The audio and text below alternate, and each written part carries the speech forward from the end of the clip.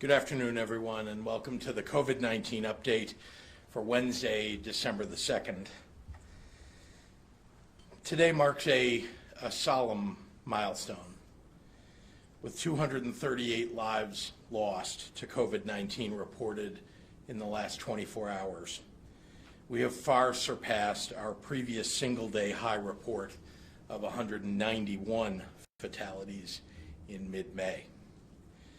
And while it's likely that some of this increase can be attributed to a data lag from the holiday weekend, we also know that higher case numbers and higher numbers of hospitalizations do lead to, tragically, even more lives lost. And we've surpassed the spring records by the thousands in recent weeks. We'll continue to watch these numbers closely in the coming weeks to have a better picture of our trajectory, but a life lost reported late following a holiday is still a life lost. To those 238 sets of families, friends, and loved ones, as well as the thousands more who preceded them, I offer my sincerest and my deepest condolences. This pandemic stole someone from your lives too soon. May their memories be for a blessing. This virus is a killer. Let's honor those that it has taken by doing everything that we can to prevent more people from getting sick and dying. Wear your mask. Keep your distance. Stay home whenever you can. We'll get through this. Today I want to focus on our healthcare workers. Doctors and nurses are the first people that we tend to think about when the media focuses on our healthcare heroes, but it goes so much deeper than that. Respiratory therapists, EMTs, housekeepers, operating engineers, food service workers, janitors, and administrative assistants. These are the people who are essential to caring for COVID-19 patients who come into our hospitals in need of medical treatment. Sometimes these are the people who keep patients company in their last hours of life. Today I want to put names and stories to those titles to remind us of the people who are on the front lines, the people that you're keeping safe when you wear a mask and you slow the spread of this virus. People like Pam Moore, the housekeeping leader at Catherine Shaw Bethea Hospital in Lee County.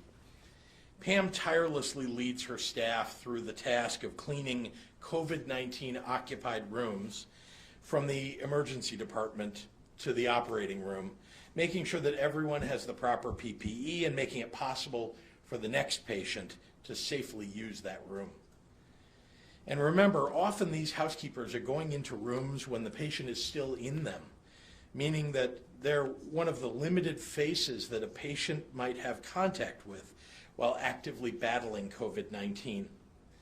In Centralia, Illinois, at SSM Health St. Mary's Hospital, that face might be Patty Box, an environmental services associate, housekeeping trainer, and she's the first person in the department to clean a COVID-positive room. In the words of her director, quote, "I couldn't have been prouder of the way she's been present and compassionate for her patients." And while Patty was nervous the first time that she went into a COVID-positive room, she did it all the same, knowing that this patient, that every patient, deserves the same clean and safe environment that every other patient deserves. Or Sarasama Mohanan, a respiratory therapist at Amita Health St. Mary's and Elizabeth Medical Center in Cook County, one of Chicago's largest safety net hospitals. Sarasama is known as someone who never complains and who always performs well above expectations, even if it means being the closest person to a positive patient, as being a respiratory therapist often demands. They're often the first ones to be called by nurses when a patient is having trouble breathing. They know more about oxygen and breathing support and ventilators than most others in the hospital. They work complex machines, use suction to remove obstructive secretions from an airway, take patients off of ventilators, and in many hospitals they even position the breathing tube in the first place. That means that respiratory therapists like Sarasama are probably doing more than most and going into more COVID-19 patient rooms than just about anybody else. Or people like Eric Tritch, Vice President for Supply Chain and Logistics at University of Chicago Medicine. Eric has been working around the clock really since January, when the hospital first stood up its hospital incident command system to ensure the supply of personal protective equipment. Eric spearheaded numerous initiatives to ensure that staff had access to protective equipment, including UV re-sterilization of N95 masks, stocking strategies to reduce unnecessary burn rates of critical items, and sourcing strategies to ensure distribution of critical inventory. His efforts, and that of his team, prevented exposures of hospital personnel and protected the health and the safety of all individuals across their entire health system. And Terry McCrary, infection preventionist at OSF Healthcare's St. Mary's Medical Center in Galesburg. Terry educates others on how to best prevent the spread of COVID-19 within the facility. And she and her husband donated over 500 Heartseeker t-shirts to nurses to lift up their spirits when COVID-19 first appeared in March of this year. Terry, Eric, Sarasama, Patty, and Pam, all of them didn't ring in the new year on January 1st, 2020, thinking that they would spend it working double shifts, multiple days a week, in the middle of the worst health crisis in over a century. They too have families they worry about. They too are exhausted. They too wish that they could take off their mask as they leave the hospital, go out to eat with family and friends in a room full of strangers, or just hug their relatives without worry. Our public health mitigations are meant to keep our hospitals and our hospital personnel from being overrun by COVID-19 patients. The best way to protect the people who take care of us when we get sick is to wear a mask. Keep your distance, wash your hands, and get your flu shot. It's our individual responsibility to get ourselves through this without getting the virus, so Terry and Eric and Sarasama and Patty and Pam can get through this too. So thank you, and with that I'd like to turn it over to Dr. Ngozi Ezike.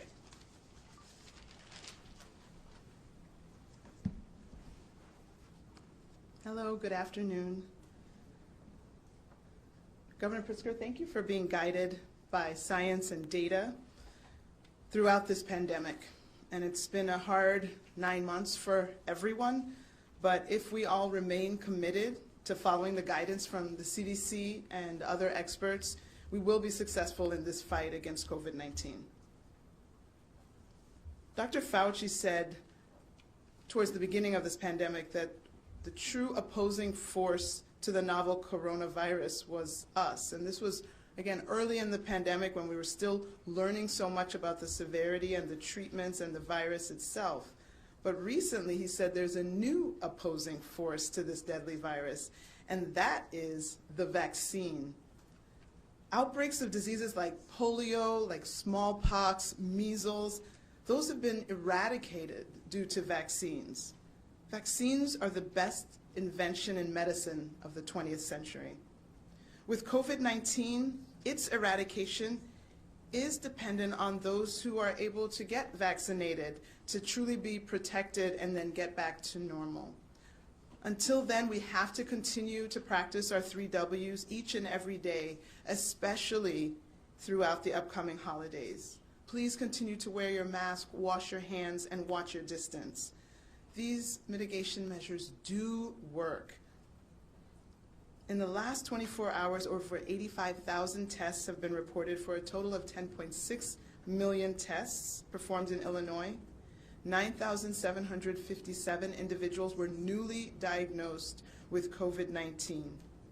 for a total of 748,603 total individuals in the state of Illinois diagnosed with COVID-19. Unfortunately, as the governor mentioned, 238 lives were reported lost to IDPH in the last 24 hours, for a total of 12,639 deaths. In the hospitals overnight across our state, 5,764 were in beds with COVID-19, and of those, 1,190 were in the ICU, and of those, 714 were on ventilators. Let's not make this holiday season anyone's last holiday season. Let's stay the course and fight for everyone's life. We can all enjoy together and safely. Let's make the holidays less harrowing, not just for the people who might end up sick and in the hospital with COVID or non-COVID illnesses, but also for the staff that will tend to all those COVID as well as non-COVID patients. I ask every Illinoisan to do their part in getting through this pandemic. We've already lost too many lives. Yes, we've lost our normalcy, but we shouldn't lose hope. We'll work together and we will prevent the spread of this virus, and we can do that by masking up, washing up, and backing up. Thank you. Buenas tardes a todos. Gracias a ti, Gobernador Pritzker, por ser guiado siempre en la ciencia y los datos durante esta pandemia.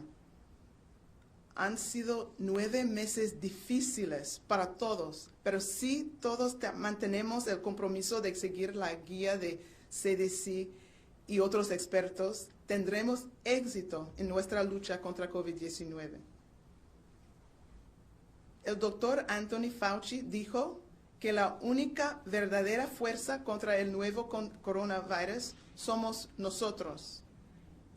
Esto fue al principio de la pandemia, cuando todavía estábamos aprendiendo mucho sobre la gravedad, los tratamientos y en general por el virus. Pero como dijo recientemente el doctor Fauci, existe otra fuerza contra este virus mortal, y esa es la vacuna. Los brotes de enfermedades como la poliomielitis, la viruela y el sarampión han sido prácticamente erradicados gracias a las vacunas.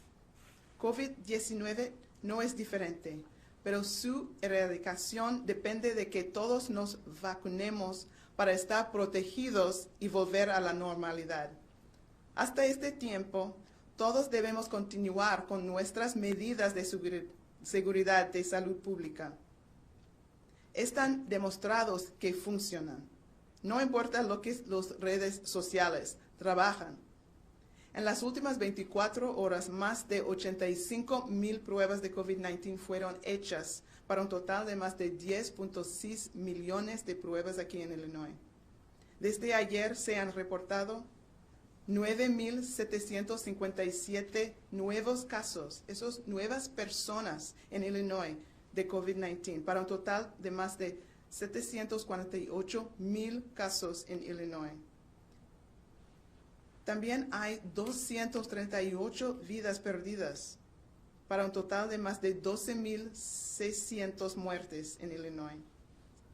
5,764 personas pasaron la noche en el hospital con COVID-19, y de ellos 1,190 pacientes estaban en las unidades de cuidados intensivos y 714 pacientes estaban en ventiladores. No hagamos que esta temporada navideña sea la última. Hay que mantener el rumbo para que el próximo año sea algo que todos podemos disfrutar juntos. Le pido a toda la gente de Illinois que hagan su parte para superar esta pandemia. Hemos perdido vidas y perdido la normalidad, pero no debemos perder la esperanza. Tenemos que trabajar juntos para prevenir la propagación de COVID-19 en nuestro estado, porque no puede hacerlo solos. Debemos hacerlo juntos. Muchísimas gracias. And with that, I'll turn it over to Governor Pritzker. I'd like to introduce our next speaker, coming to us live from Metro East near St. Louis. As the hospitalist medical director at Anderson Hospital, Dr. Christopher Farrar has seen firsthand the impact of COVID-19 on his hospital and their ability to serve all patients, COVID-19 and otherwise, throughout this pandemic. He's here to remind all of us that our amazing hospital systems are not quite infinite. And we've got to do our best to reduce the spread by staying home as they can do their jobs and so they can save lives. Dr. Farrar, I'd like to turn it over to you.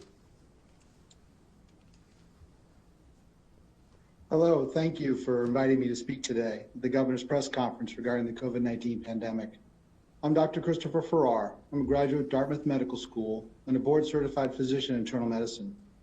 I've been practicing medicine for over 20 years, and I'm currently the hospitalist medical director at Anderson Hospital, located in Maryville, Illinois, in the Metro East St. Louis area. At Anderson Hospital and around our region, we're seeing a large spike in cases of COVID-19. This has translated into increasing hospitalizations and deaths. Make no mistake, this is a terrible disease that can affect so many different organ systems, causing pain and suffering and last weeks. The long-term impact on the human body is yet unknown. This recent spike in cases has put a strain on the number of available hospital beds, and in particular ICU beds, which could impact the care of patients, including those who have non-COVID life-threatening illnesses. As a provider on the front lines of this pandemic, I've witnessed the misery and death this virus inflicts on my patients and the emotional toll on their families. Because of COVID-19, families now are no longer able to visit their loved ones in the hospital. We are now having emotional phone calls with families, providing treatment updates and discussing options, including end-of-life care. My team and I have cared for many patients with COVID-19, some of whom have been lost to this disease. Despite the strain on my medical staff, we continue to provide exceptional care to our patients. As the medical director, I have the honor and privilege of working with an extraordinary group of caring and compassionate providers. These are extremely challenging times. Anderson Hospital has met this challenge due to the hard work and dedication of our healthcare family. My providers and the hospital staff have stepped up to take on this new wave of COVID-19 cases, and I want to ensure the public that we as healthcare providers will continue to help, support, and care for you and your loved ones if the need arises. I would like to emphasize, please do all you can to prevent this need from arising. I would ask the public, please use the recommended public health measures of mask wearing, hand washing, and social distancing to ensure that you and your family stay safe and healthy, which in turn reduces strain on the medical community. I'd like to thank the governor and his staff for their leadership during this unprecedented global crisis. And now I'd like to ask Governor Pritzker back to the podium for questions from the press. Thank you. Thank you very much, Dr. Farrar. And I just want to say what a great hospital Anderson Hospital is and what great job they are serving the people of Metro East. They've been partners in our dealing with COVID-19 from the very, very beginning. Our pandemic response could not have been as strong as it is without Dr. Farrar and his cohort at Anderson Hospital, and I just, again, want to express my gratitude to him. Thank you, and happy to take questions from members of the media. Governor, is there any sense of how many of the deaths that were reported today may have been part of that lag in data? It's hard to tell right now. We absolutely are looking at that to wonder, are there deaths that weren't reported from over the weekend or on Monday that are now being reported late? It's very hard to tell with the initial information that we get, but I know that the staff at IDPH always is looking at that. Even back in the spring, the 191 peak really was a conglomerate of a couple of days of data that came in. It's just a fact of life that hospitals don't all report exactly the same or exactly on time. Whenever IDPH gets the information, they report it to you so that you get it all as fast as we get it. I wanted to get your impression on the new CDC guidance on quarantine from 14 to 10 days if you haven't gotten tested. I mean, for months now, Doctor, you've been saying that a fair number of people test positive day 10 to day 14. Is this a watering down of prudent measures? Right. So there's a phrase, I guess, don't let perfect be the enemy of the good. And I think that's the goal here in trying to adjust these guidelines. We do know that there are people that may exhibit symptoms maybe from day 10 to 14, but I've always said that the majority, which is why we encourage people to test after a high-risk exposure, to test at day 7, because the majority of infections are detected then.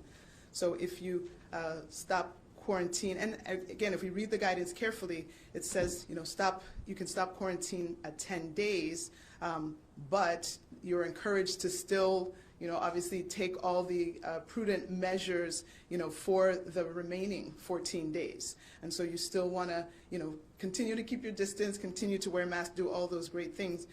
But the amount of infection that could happen in that 10 to 14 days, again, with more data collected over the length of this pandemic, they see that it's maybe 1% up to 10%. So yeah, we're foregoing the possibility of missing a few infections, but thinking that maybe when you don't say 14 days, and if you say 10 days, or you use the test out option with 7 days, that you'll have more adherence. And so maybe overall, we're still going to be further ahead because more people will actually comply. So that's, I think, where we're at. But does this send the wrong message at this time of year? I mean, we just came off of Thanksgiving when, a lot of people did travel. Again, if everybody does the 10 days where they're quarantining for those 10 days, we will get 90 to 99% of those infections. Would I like to get 100? Of course. But if we can get 90 to 99, I think we're still ahead of the game, as opposed to people who don't do any quarantine at all, and then those people are still running around transmitting the virus to others. Just one question about hospital. I was on the website. ICU bed availability statewide is now below 20%. I think it's at 18 point something. Do you have an update just on what hospitals are doing regarding bypass, regarding elective procedures?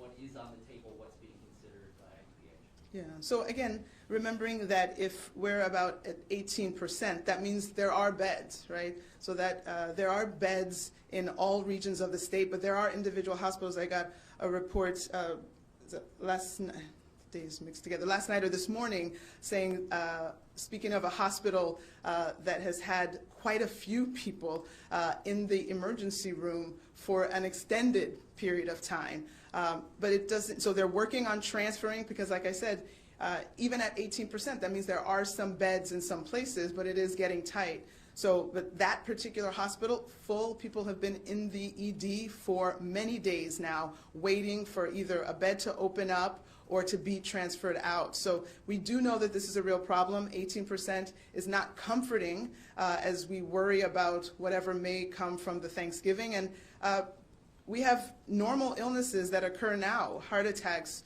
strokes, all the regular things that would take someone to the hospital. We want to have a bed for everyone who gets sick, and so we don't like the idea of the numbers going down. And again, that's where all the mitigation measures that we're asking people to do, quarantine if you have been exposed, isolate if you've actually been infected, so that we don't create more people who may need a bed. Anything else? Okay, we'll go online. John O'Connor at the AP is asking about price gouging. You promised twice that price gouging would not be tolerated. Granted, your focus is on ending the pandemic, but when will the public see the referral to the Attorney General you promised?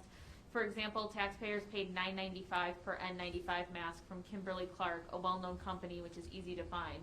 Other N95 mask orders were for as little as 39 cents a piece. Thermometers range from $225 a piece to $150 each. When will you take the action you promised? Well, I want to remind John who takes action on those items. We refer items certainly to the Attorney General as we're aware of them, but the public, the purchasers, for example, go to the Attorney General. The Attorney General, the state police, as well as federal authorities are responsible for investigating anybody who is price gouging in the process, in the occurrence of this pandemic. It is true. There no doubt there were PPE items that were sold at a much higher price than normally. I will say that early on, I think this was happening really all over the country because there really was a shortage. And there are many brokers that sit in between the manufacturers and people who are purchasing, like states. Had we had a DPA invoked, the Defense Production Act by the President, had we had the manufacturers working and sending directly PPE to the states, we would have been much better off. But yes, it is up to the enforcement authorities, particularly the AG, the state police, and the federal authorities to go after those price gougers. Jim Haggerty from Rockford Advocate. Dr. Ezike, can you give us an update on how long COVID patients are staying in the hospital and the fatality rate among those who are placed on ventilators?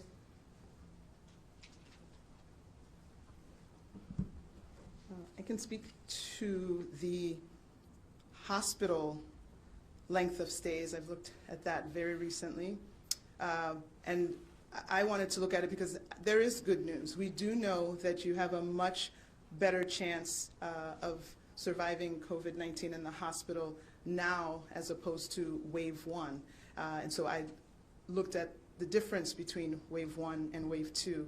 And so the average length of stay was about 9 days, 9 to 11 days in wave 1, and it's about 7 to 9 for wave 2. So we've cut some time off. Again, you know that some stays are multiple weeks, even months, but the average has dropped. Of course, I also saw that in the long-term care population, those were longer hospitalizations, but they also shrunk by a day or two between wave 1 and wave 2. And again, I credit that to a lot of the learning that was done from wave 1. We have a lot of therapeutics or plans that we know. We know about proning. We know about using steroids to help curb the cytokine, the hyperinflammatory response. We know that remdesivir, we think, decreases hospital stay, and now we have another tool in our armamentarium with the monoclonal antibodies, both the Regeneron product and the Eli Lilly product. That actually is not used in the hospital, but if it's used early in infection, can actually decrease the chances of people even going into the hospital or having severe illness. So I am so proud of our medical professionals and how they've come along and learned from their experience and are sharing that experience with others. But the idea, again, is always prevention, and let's avoid getting the infection in the first place, and again, doing that with the masking and distancing and avoiding places that you could be exposed by mixing households. Thank you. Jake Griffin at the Daily Herald. Leaders of congregate care facilities are urging governors to place residents and staff at the head of the line over hospital workers for vaccines since they have been hardest hit by the virus. Why not follow this recommendation given the limited doses? Well, actually, the recommendation from ACIP, which came yesterday, is to include in the same category the congregate care, long-term care facility residents and the workers there with healthcare workers in hospitals. So they'll get it simultaneously as the doses come in. And I'm pleased to say that in contrast to something that I said yesterday, we will not need to divide the number of doses that we receive in two, holding back half of them to give as the second dose for each person, because everybody who's getting the early vaccines that are available is getting 2 doses. You get 1 dose, and then 21 to 28 days later, you get a second dose. We don't have to hold back because of the speed at which we'll be receiving vaccines, and we're being told this, of course, by CDC and FDA, that we can, for example, with the 109,000 we hope to get from Pfizer between December 13th and 19th, we'll be able to put those into people's arms, 109,000 people, and then they'll be able to get the second dose of Pfizer 21 to 28 days later, those 109,000. So we will be able to serve more of the healthcare and long-term care facility people and do it at the same time. This question is for Dr. Ezike from Ben Bradley at WGN.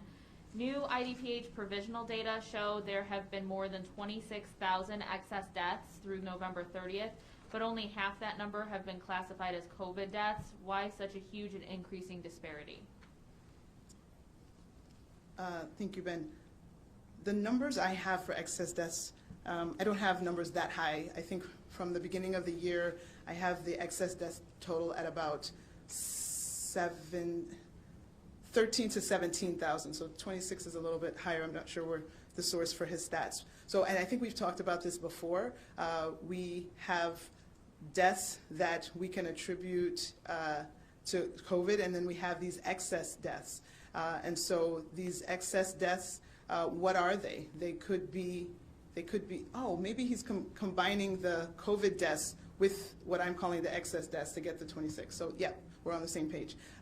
So this balance, the 13 to 17 additional thousand deaths, what are those? Maybe early on in the pandemics, those were COVID deaths that were not recognized because we didn't have as much testing.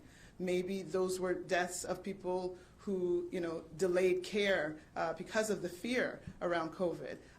There are a lot of things that have to be sorted out, but we do know that we have had a lot of excess death. Can't all be explained by COVID. And again, this pandemic has caused all of this, and it is a tragedy. Beyond the almost 13,000 lives lost to COVID, there have been so many additional lives that have been lost as a result of COVID as well. And so, again, it's in all of our interest to move forward and do all the things we need to do to move forward, because we don't want to keep expending lives at the cost of, our families. Annalisa from the Pantograph in Bloomington. What is the administration doing to work with governors of neighboring states on a unified COVID response and consistent restrictions? Well, I appreciate that. I know that people have asked that question all along.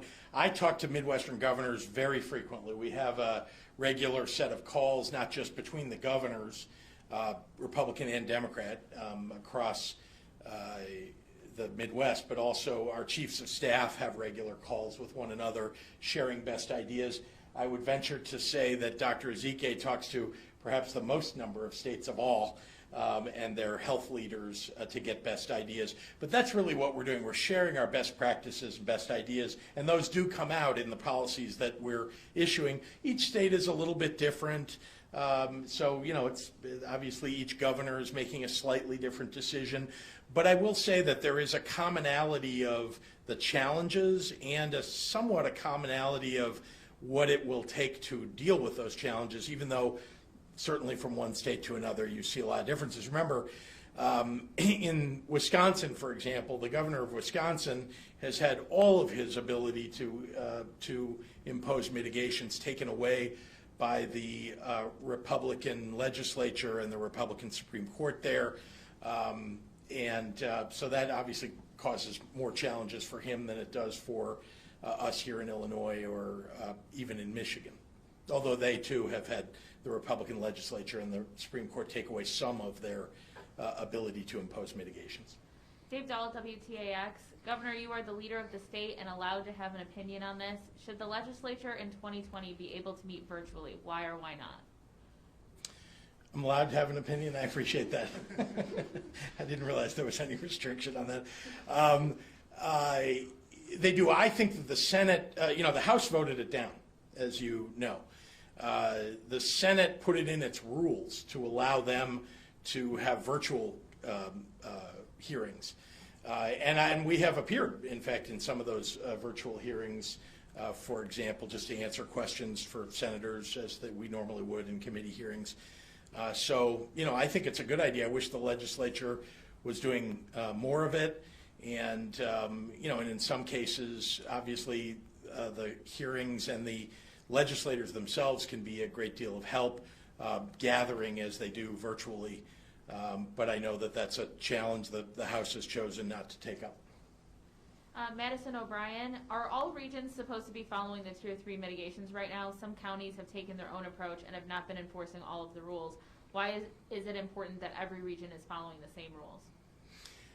Because we have a widespread problem of community spread and infection across the entire state of Illinois. There are no boundaries for this virus. So you may think that you live in a county that is less susceptible somehow to the virus because you may have a lower number of cases or a lower number of deaths in your county or in your city. The reality is that the virus, as we saw early on in the pandemic, there were rural areas of Illinois that felt like they were immune because they just weren't seeing much of the virus. We were saying all along, this thing doesn't know any boundaries. It's coming to you. Be careful. Follow the mitigations. And, of course, now we see that rural areas are even more likely to have high infection rates and high death rates than urban areas. Amy Jacobson, Governor, a number of Americans are leery of a COVID vaccine, and some are asking for lawmakers to get vaccinated first. Would you and Dr. Ezike be willing to do this? Sure, but I wouldn't want to jump ahead of somebody who may be more at risk than I am. But absolutely, I understand exactly the point that's being made.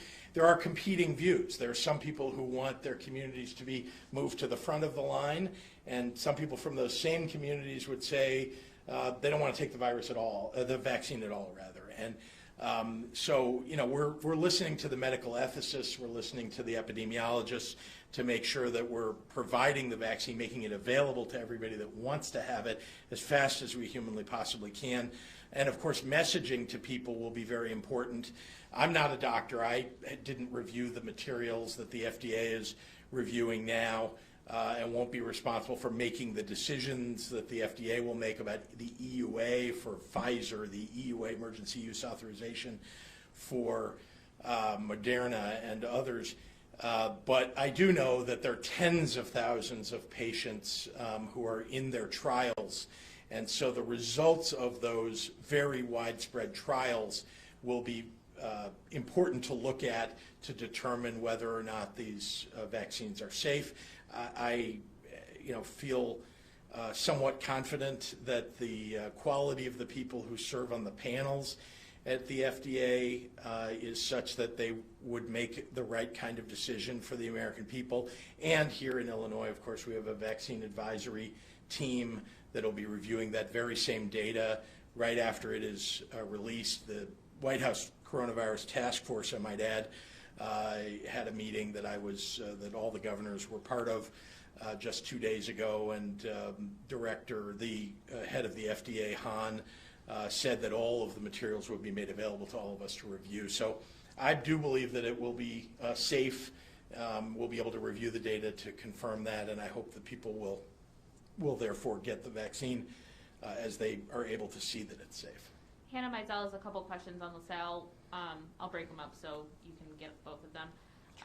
When the DHS Inspector General's report on the LaSalle Veterans Home on the COVID outbreak is completed, will you commit to releasing it without redactions other than personal information for the home's residents?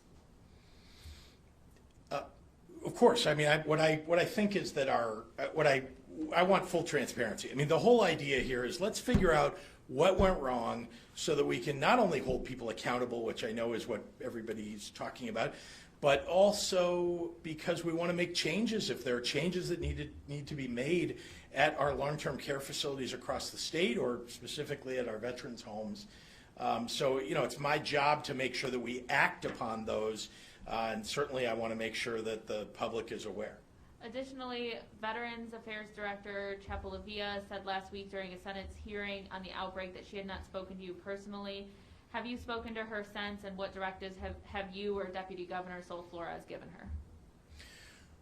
I have spoken with her, and the most important thing that we've directed Director Chapalavia to do, which she already is doing, is to make sure she takes care of those veterans in every way that she can, and their families.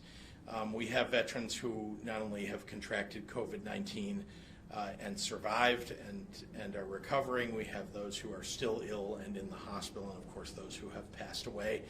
And we want to make sure that she does everything to take care of them. At the same time, we want to make sure that every precaution is being taken. If there are any procedures that we are already aware of that were not being followed, we want those corrected. And we already know of one that was discovered by both the state Veterans Affairs Department as well as the federal Veterans Affairs Department, which did an inspection together weeks ago, which was in some dispensers, their hand sanitizer dispensers, thank you, that there was a hand sanitizer that wasn't as effective as the kind that's recommended for dealing with COVID-19. There were other hand sanitizer dispensers that are tabletop style that were exactly the right type. Obviously, the ones that are attached to the wall that didn't have the right type, the all of those have been replaced, as I understand, at least the type of hand sanitizer has. That's one example of something that was discovered as a result of the work that Director Chapelavia is doing. Dan Petrella at the Tribune. Does Dr. Ezike have a current projection for how many total deaths we're likely to see by the end of the year based on the current trajectory?